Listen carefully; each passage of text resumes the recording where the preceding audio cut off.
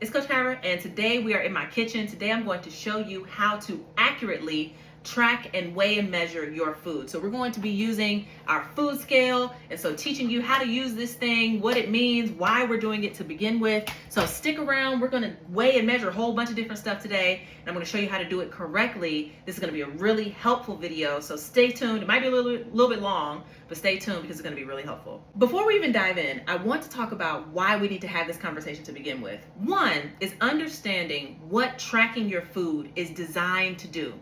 First things first, we have a body composition or overall health goal. And when we're thinking about a body composition goal, right, you're trying to build muscle, burn body fat, get healthy, stay out of your doctor's office, right? The number one way that we can control all of those factors is through your nutrition. Your nutrition, more than anything else, more than your workouts, more than your walking, your nutrition is what's going to drive you to your results. So if our nutrition is what's going to drive us to our results, we need to know a little bit about our nutrition, okay? We need to know how much we're eating and if the amount of food that we're eating is in line with the goals that we have, okay? We've been having this discussion about setting goals or creating goals, and what's required to get to our goals is education or knowledge plus skills, okay?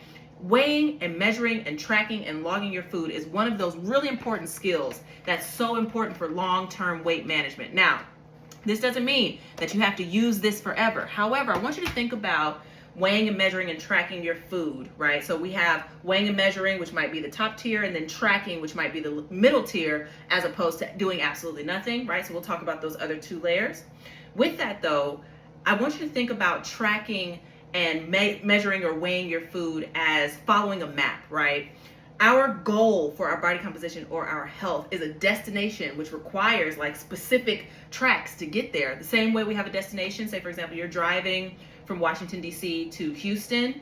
In order to get there, you probably will want to follow a map. The same thing is true for what we're doing here in terms of tracking our food. It gives us a map. It gives us an idea of how much we're consuming and how close that's getting to or away from our specific weight loss or body composition or health targets. Now, weighing and measuring food is not something that all of my clients do forever, right? It's something that when we study the literature around weight management, which is a skill, weight management is a skill, okay? So as we study the literature around weight management, we find that people who are able to manage their weight are able to more closely, more accurately determine how much food they're eating, okay? And this, or writing it on a sticky note, or snapping a picture of your plate, or simply recalling what it is that you've eaten throughout the day is a wonderful way to bring your mind into the conversation for recollection and accountability around what it is that you're eating. So today, I'm gonna walk you through how I'm making this specific meal that I'm about to have as my post-workout meal. I'm gonna give you some examples on how to scan labels, give you some examples on how to weigh and make sure that you're getting the accurate weight of specific types of foods. What do you do when you don't have a label? What do you do when you don't have a scale, right? How do I weigh this if I don't know exactly how much it is? So we'll talk through all of that here, hopefully not too long, but wanted to set some framework for you so you can understand what it is we're about to do. All right, so I'm here. I'm just gonna talk you through what I'm about to do, okay? I hope you can understand what it is we're doing. I have my tripod set up here. Wanna make sure that we can get a good angle, and then I'm just gonna talk you through what I'm doing so that you know how to do this in your kitchen as well, okay? So I'm about to make myself a Greek yogurt using this Kite Hill Greek yogurt here. This is an almond milk and soy yogurt. It has 17 grams of protein. When I check out the label here, let me see if I can get in a little bit closer. When I check out the label here, this is where I'm gonna start with my food logging, okay? On the label, on the label, it says that a serving size, which is what I'm gonna try to eat, a serving size is 170 grams, which is also 150 calories. Then in terms of my daily protein intake, that's 17 grams of protein. So right now, I'm going to try to get 170 grams of this yogurt into my bowl. So let me show you how I'm gonna do that. So you're gonna have your food scale here. You're gonna turn it on. And as you turn your food scale on, you'll see that it's tared to 0 grams right now, okay? When I put my bowl on, I don't want my bowl to be a part of what I'm weighing in terms of my yogurt. So I'm just gonna tear it back to 0, so clear it out. And now the bowl is not considered in the weight, okay? I told you I'm looking for 170 grams of this yogurt, so I'm just gonna stir it up a little bit. And then as I add it to the bowl, I just want to try to get to 170 grams in the bowl. Okay, so that's 36.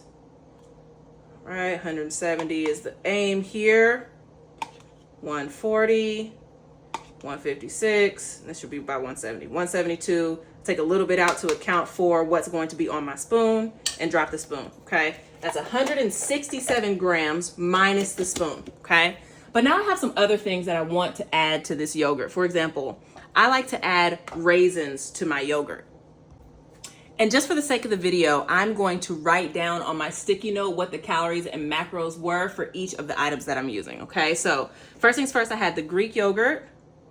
Greek yogurt was 170 grams, okay? For my raisins that I'm adding here, the label on my raisins, let's see if I can get it a little bit closer for you. Label on my raisin says 28 grams here. Let's see. Come on, zoom in. There we go. 28 grams on my raisins would be 80 calories, okay? So I'm gonna do raisins would be 28 grams, okay? So I'm just keeping this here so that I can log it later. I take my raisins on my food scale that's on and tear it to 0, so it's not accounting for the yogurt, not accounting for the spoon. Take my raisins, and boom, 28 grams of raisins as accounted for on the box, okay?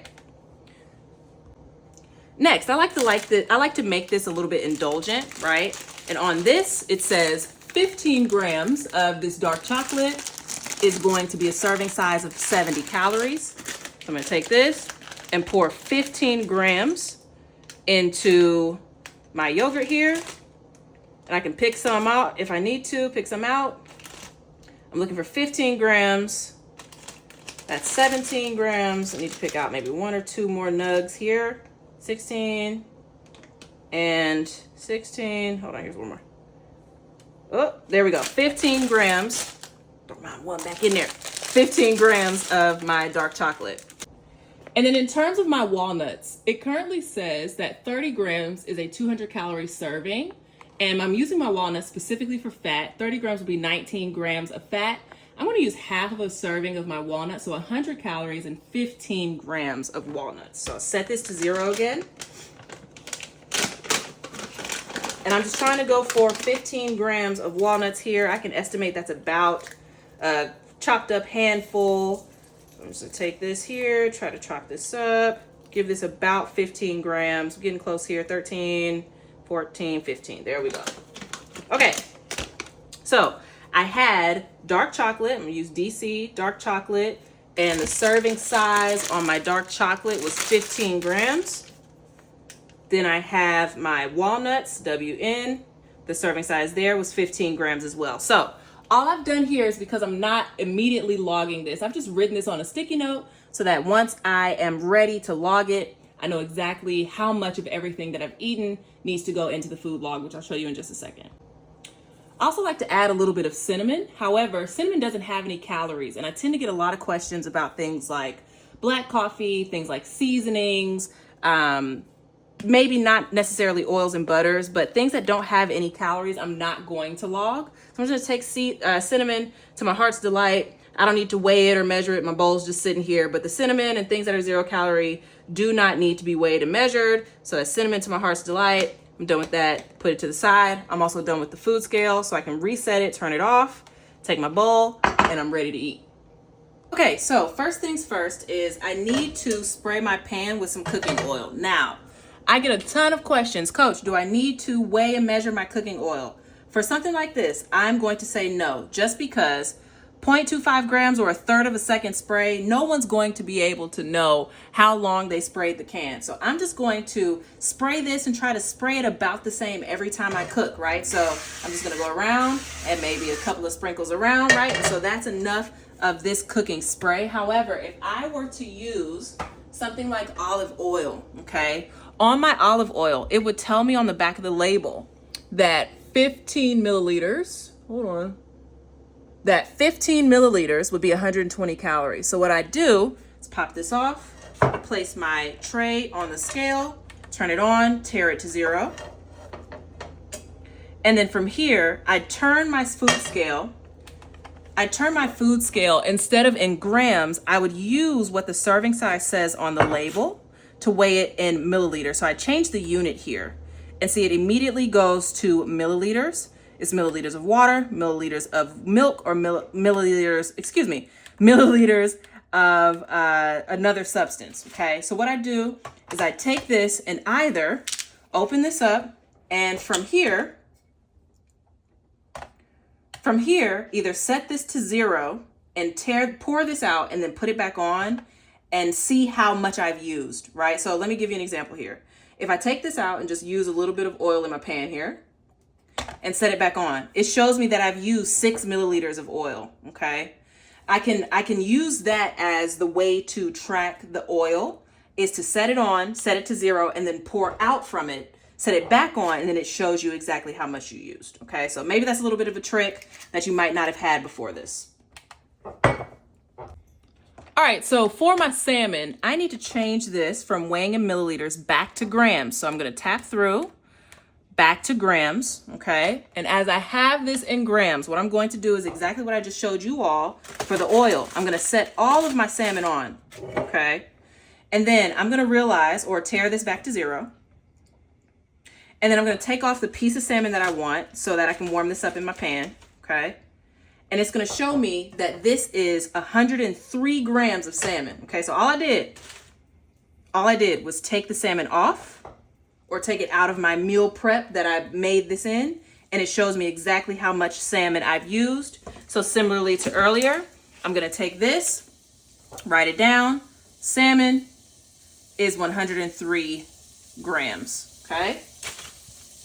Now, what if for my salmon, right? What if you're in a restaurant? What if you're having a piece of salmon, but it's in a restaurant, it's not in your home, okay? If you have a piece of salmon and it's in a restaurant and you're not at home, you're not able to track it, one of the things that we also use is something called, I'm so sorry about this, it's something called hand portions, okay? I can take this piece of salmon and hold it up to my palm and guesstimate about how many ounces this piece of salmon would be, okay? So holding this up to my palm, and I'm gonna guess that my palm is about 4 or 5 ounces in size, okay? A fist would be about a cup of vegetables or a cup of carbohydrate, and a palm would be about 4 to 5 ounces of whatever protein you're having. So in this case, this piece of salmon is probably something like 4 ounces of salmon. So if I didn't have a food scale, I was in a restaurant or in some shared company, I could use my hands as well to guesstimate how much this would be. Back in the pan. Okay, so now I'm going to put some spinach into my pan. I took the salmon out. The salmon's warm, sitting to the side. I'm gonna put some spinach into my pan, but as you can see, the spinach doesn't really have a label. Now I could scan this in my food scanning app, but I'm going to instead just take my fist to visualize how much of this spinach I'm using. So remember, about a fist is about a cup. So I'm gonna say that this is 1 cup of spinach, and I'm gonna do one more. About a fist, 2 cups of spinach, and I'm going to let that work, okay? So spinach is going to cook down some more. I'm also going to add some egg whites and 2 of my eggs to this mixture, okay? For the egg whites, the beautiful thing about the egg whites is, yes, I could grab the calories and macros, but the egg whites also has a food label, which I can scan into my tracking app, and it will automatically pull up the food item, and I'll show you all that in a second. In terms of the egg whites, it says 46 grams of egg whites is equivalent to 20 calories, okay? That'll also give me 5 grams of protein. I don't really know how much of the egg whites that I want today, so I'm just gonna pour, right? Before I do that though, I'm gonna set the egg whites on the scale.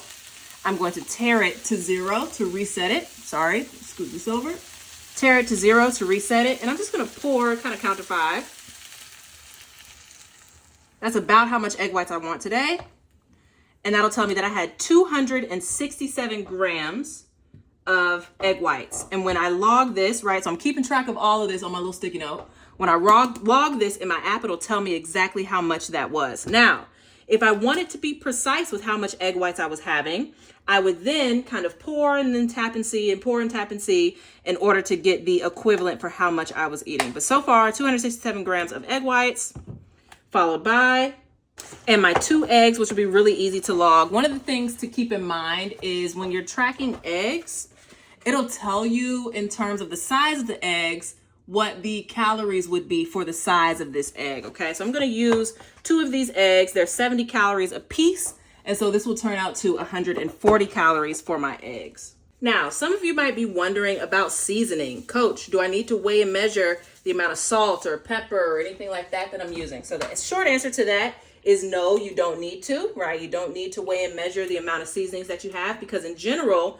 the seasonings that you're using don't have any calories. Now, if you're someone who's watching your sodium, it might be a good idea to check the label on the back of the seasoning that you're using to determine how much sodium is in a serving size. So it says 1 gram of this is equivalent to 180 milligrams of sodium.